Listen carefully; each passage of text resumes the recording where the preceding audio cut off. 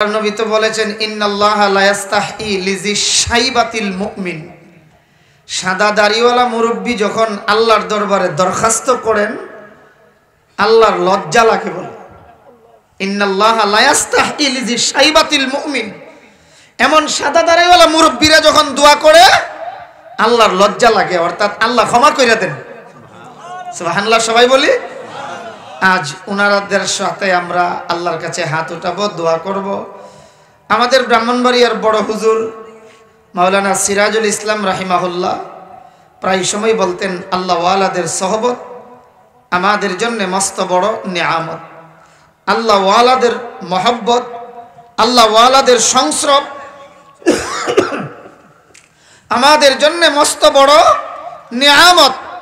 কারণ আমরা আমাদের জীবনের অনেক অজানা কথা, অজানা তথ্য তাদের কাছে আসলে জানতে পারি। সাহাবাই কেরাম যেই নমুনায় যেই শিক্ষা গ্রহণ করেছিলেন নবীজির নিকট থেকে, সেই ধারাবাহিকতার কিছু শিক্ষার কিছু নমুনা আলহামদুলিল্লাহ মাদ্রাসার দ্বারা, মক্তবের দ্বারা, ওয়াজ মাহফিলের দ্বারা, তাফসির মাহফিলের দ্বারা, দাওয়াত ও তাবলীগের আসলি মেহনতের দ্বারা আমরা ওই সাহাবায়ে কেরামের কিছু নমুনার মাধ্যমে কিছু ইলম অর্জন করার সুযোগ পাই। আলহামদুলিল্লাহ বলি।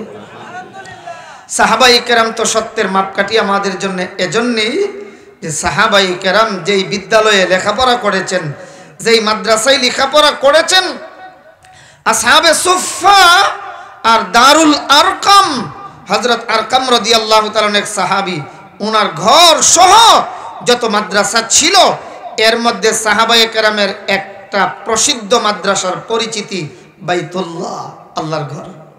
সুবহানাল্লাহ বলবেন না? এই ভূমিকার এক দুইটা কথা একটু মনে রাখবো, সামনের কথা আমার জন্য বোঝাতে সহজ হবে। আমাদের বিষয়টাই হলো বর্তমান প্রেক্ষাপট নিয়ে আলোচনা করা। বর্তমান প্রেক্ষাপটের কথা বলবো কি, আমার আম্মা একটা কথা বলেন সব সময়, সর্বাঙ্গে ব্যথা ঔষধ লাগাবো কোথায়? বলেন, সর্বাঙ্গে ব্যথা ঔষধ লাগাবো কোথায়? আপনি বর্তমান প্রেক্ষাপটের যে কোনো সেক্টরে ঢুকেন, দেখবেন যে নাম্বার ওয়ান কোনো মাল নাই। ওই বলেন, নাম্বার ওয়ান কোনো মাল নাই। কোন দিকে ধরবেন, যে কোনো একদিকে ধরলেই দেখবেন যে এর মধ্যে নাম্বার নাই। এক নাম্বার বলেন, এক নাম্বার নাই। এজন্য সব দিক তো আর খেয়াল করা যাবে না, এক দুইটা দিক খেয়াল করে আল্লাহ তাআলা ব্রেনে যা এনে দেন আমরা এই মর্মেই আলোচনা করব ইনশাআল্লাহ। সাহাবায়ে কেরাম আমাদের জন্য সত্যের মাপকাঠি, এজন্যই সাহাবায়ে কেরামের মাদ্রাসার পরিচিতি বাইতুল্লাহ। বিদ্যালয় খুবই ভালো, এর চেয়ে ভালো বিদ্যালয় পৃথিবীতে আর হতে পারে? সবাই বলে না, বলেন, এর চেয়ে ভালো বিদ্যালয় পৃথিবীতে আর হতে পারে? বিদ্যালয় খুবই ভালো। উস্তাদ যদি ভালো না হয়, মাঝে মধ্যে দেখা যায় ক্লাস 9-এর ছাত্রীও নাই, টিচারও নাই, কই জানে গেছে 3 মাস ধরে খবর নাই। আস্তে কয়েন মামলা হইতে পারে, ঠিক সবাই বলবেন না? তাইলে বোঝা গেল বিদ্যালয় ভালো হলে চলবে না, টিচারও ভালো হওয়া লাগবে। কোন টিচারও ভালো হওয়া। এরে জাফলং ময়দানে গিয়া বাসের পাশে দাঁড়াইয়া ক্লাস 5-এর এক ছাত্র প্যান্টের চেন খুইল্লা উবাইয়া মারলো। তো উস্তাদে জিগাই, ছাত্ররে জিগাই, কিরে বে তুই যে দাঁড়াইয়া প্রস্রাব করলে? স্যার, আইলাম ওই তো শিক্ষা সফরে, আমি দি দেখছি স্যার আপনিও দি দাঁড়াইয়া ওই মারছেন, আমি কিতা করতাম? শিক্ষা সফরে আয়া তো স্যার ইটা ওই শিখছি স্যার, কারণ নাম ওই তো শিক্ষা সফর। শিক্ষা সফরে গিয়া তো আপনার কাছ থেকে শিখে আইলাম। স্কুলের পাশে দাঁড়াই এমন কাজ করলে স্যার ওই শিক্ষা সফরে গিয়া শিখে আসছিলাম, এমন মাস্টার আর ছাত্র নাই আমার বাংলাদেশে। আরো আসতে কোন আছে কিনা? এই জন্য বাবা বর্তমান প্রেক্ষাপট যেই কথাটাই বলবো সেটাই দেখবেন বর্তমান প্রেক্ষাপট। কথা বলেন ঠিক কিনা? ওই উস্তাদের কাছ থেকে ছাত্র শিখবে কি রে বাবা? হাসান রাদিয়াল্লাহু তাআলা আনহু বলেন ইউজানু মিদাদুল উলামা ওয়া দিমাউশ শুহাদা ফায়াফদুলু মিদাদুল উলামা আলা দিমাইশ শুহাদা।